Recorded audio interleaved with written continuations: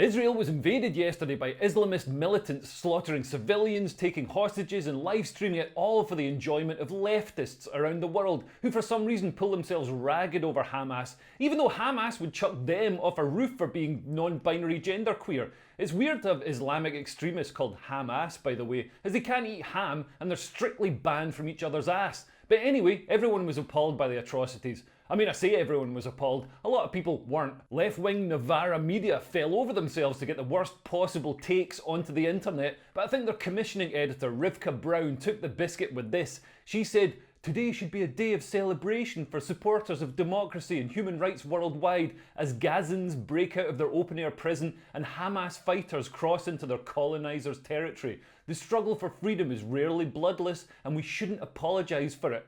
This doesn't even follow basic logic. Israel is the one truly free and democratic country with human rights in the whole of the Middle East. If Rivka really cared about democracy and human rights, she'd want Israel to expand its borders. In recent years, Israel has been relaxing restrictions on the Gaza Strip, allowing 20,000 workers to come into Israel each day. But if Palestinians are free, hardline Hamas lose their power and their funding from Iran. They're not freedom fighters at all. Scottish leader Humza Yousaf put the atrocities into perspective by saying he spent Saturday morning with his wife on the phone to her family in Gaza following the violence in the region.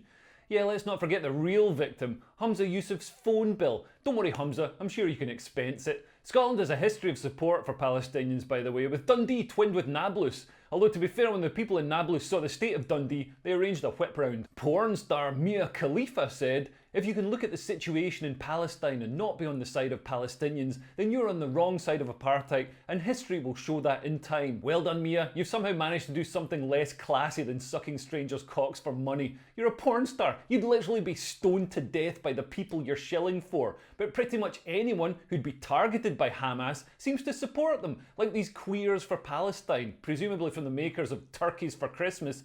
It's so weird. If it was up to left-wing people and under 30s, the West would be backing Hamas. Manchester held an anti-Israel march while Israelis were being killed. Israel is a terrorist state. Occupation no more. Israel is a terrorist state. Palestine. Palestine. Palestine.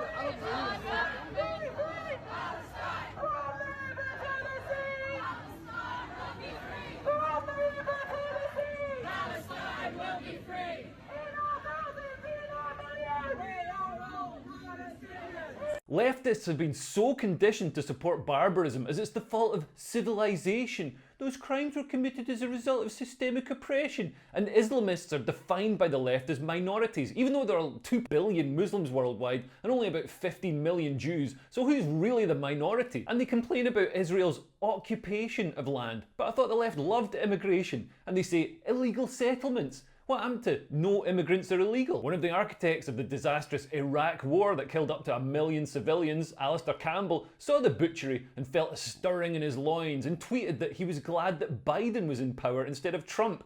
Bear in mind, Trump didn't start any wars and every petty tyrant in the world was too shit scared of Trump to try anything, so I can only read this as Alistair actually being glad of the bloodshed. King of the urban leftoids, Sadiq Khan, said cryptically, "Tragically, we know that violence in the Middle East can lead to a rise in hate crime in London. I'm in touch with senior officers at the Met and communities across our city. Let me be clear, hate crime in London will not be tolerated, now or ever." He's clearly intoning that hate crime against Muslims will rise, but the hate I saw in the streets of London came from people waving Palestinian flags and celebrating the attacks on Israel. Remember when Suella Braverman was lambasted for saying that multiculturalism had failed? Well, here's some footage of it failing in real time right in front of you.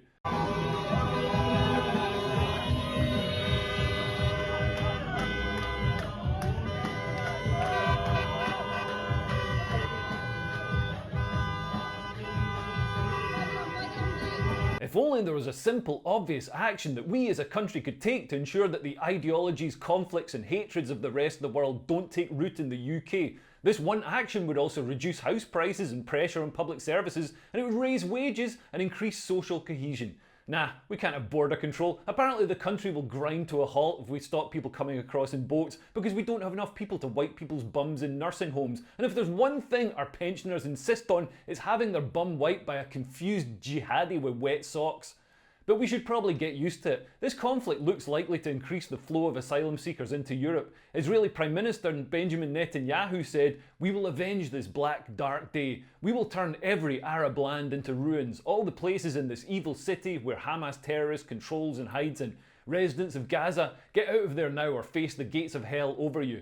Now, over 2 million people live in the Gaza Strip, and it sounds like they're going to be going somewhere. Also, our immigration policies have already let in millions of people who are ideologically aligned with Hamas. And wokeism has taught our youth that Hamas are just poor oppressed minorities fighting for their freedom. So what we're going to see is big protests across Europe against the Israeli military retaliation, and at some point the police will shoot a protester, there'll be a George Floyd incident, and it's all going to kick off big style. I asked the Israeli Prime Minister if I could email him a copy of this video. He said, "Yeah, but I'm not on Hotmail." I said, "Ben, do you mean not in Yahoo?" I should also point out that I screwed up and made a joke about the increasing appeasement of hardline Islam in the Labour Party, but without understanding the situation and a photo accompanying the joke. I deleted it as soon as I found out, but it made a lot of people angry. But if my head recognised when something was wrong or too much, I wouldn't make the jokes I do. But it made me realise that at some point I'm going to get totally cancelled. So I'm going to retrain as a Reiki therapist. Try and get offended when I'm just waving some crystals over a middle-aged woman. Anyway, if you enjoyed this video, what's wrong with you? Like and subscribe please, and sign up to my Patreon. I'm doing a Patreon-only live stream this Friday. So if you have any questions for me to answer in the stream, let me know.